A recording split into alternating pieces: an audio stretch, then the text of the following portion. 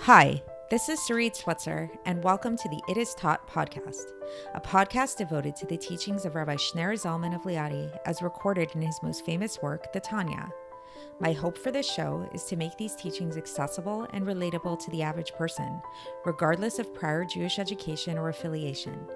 The episodes follow the prescribed daily study portions and are meant to serve as practical lessons in how to live your life as your true self and develop an authentic and powerful relationship with your Creator.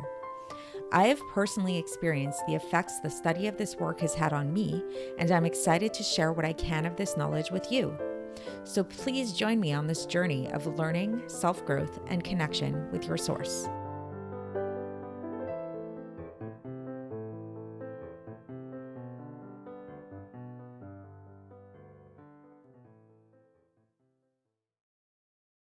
Hi, and welcome to the It Is Taught podcast, episode 34 for the 22nd of Teves in a leap year.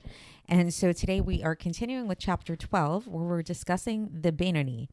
And as we've mentioned previously, the Beinoni is this really interesting category, and this is actually the subject of our book. This book was written for the Beinoni, was written for somebody who's trying to become a Beinoni.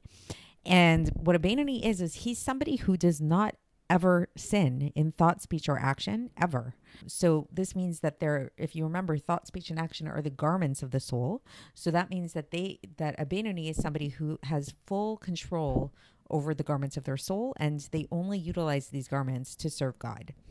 However, the reason why this Beinoni is not considered a tzaddik, as we mentioned, and we're going to delve into this a little bit further today, is because when it comes to the actual inside of what's going on in terms of their impulses, that has not changed, that they have not succeeded in transforming their evil inclination into total good.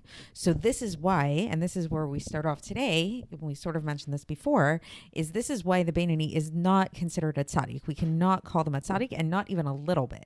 Because even though we did mention yesterday that the way that the Beinoni is able to conquer and rule over their animal soul within them is because there's an advantage to light over darkness, just like and in this case, what we're talking about is the light of the godly soul over the darkness and the foolishness of the animal soul. So it's like once you reveal the light of the godly soul, once a person becomes cognizant of what's happening, then the foolishness naturally just goes away.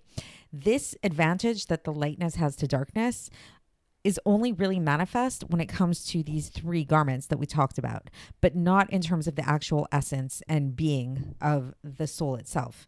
Because as the Alter Rebbe says here, the animal soul is totally still alive within the left ventricle of the person's heart. So it has not been pushed out at all. So if you remember when we talked about the tzaddik, we said how the tzaddik is a person who has succeeded in having their godly soul seep from their mind into the right ventricle of the heart, and then to push all the way into the left ventricle of the heart to push out that evil inclination, that animal soul from the left ventricle of the heart. So the Beinoni has not done this. He has not done this.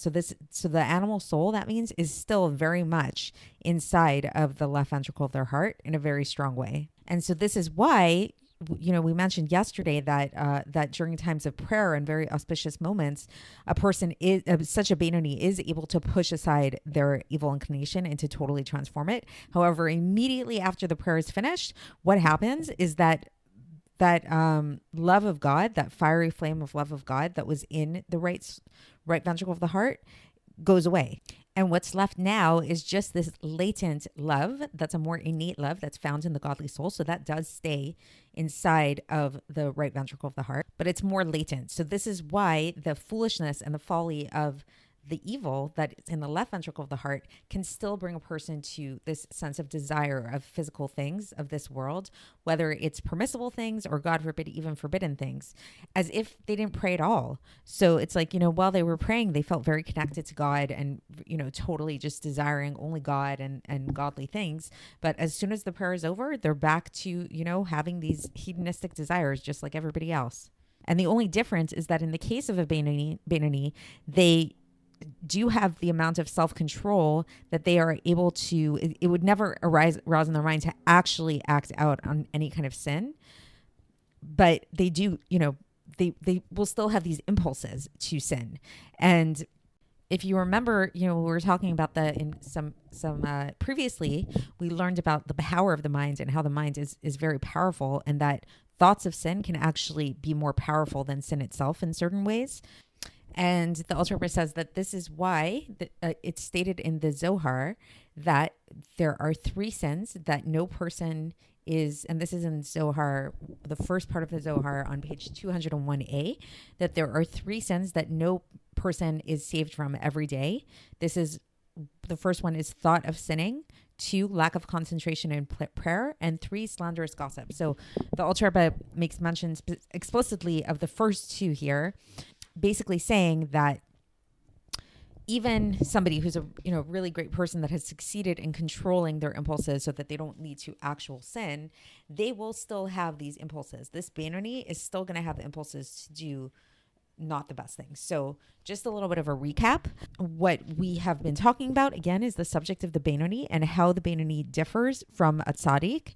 And we said that the reason why a Beinoni is different than a tzaddik is a Beinoni, yes, they've succeeded in conquering and having total control over the garments of their soul. However, when it comes to the essential makeup of the soul, there's still a battle going on between the animal soul and the godly soul, because this advantage that wisdom has over folly that gets manifest in terms of squashing aside, the actual actions of the animal soul, this doesn't manifest itself when it comes to the souls themselves. And that in the case of a Beinoni, the animal soul is very much alive and well, so to speak, within the left ventricle of their heart. And the proof of this is the fact that right after prayer, a Beinoni could be davening and praying with great, love and passion towards God. The second they finish praying, all of the impulses come back to do evil. And the only difference between a Beinoni and a Rasha is that the Beinoni doesn't act on these things, and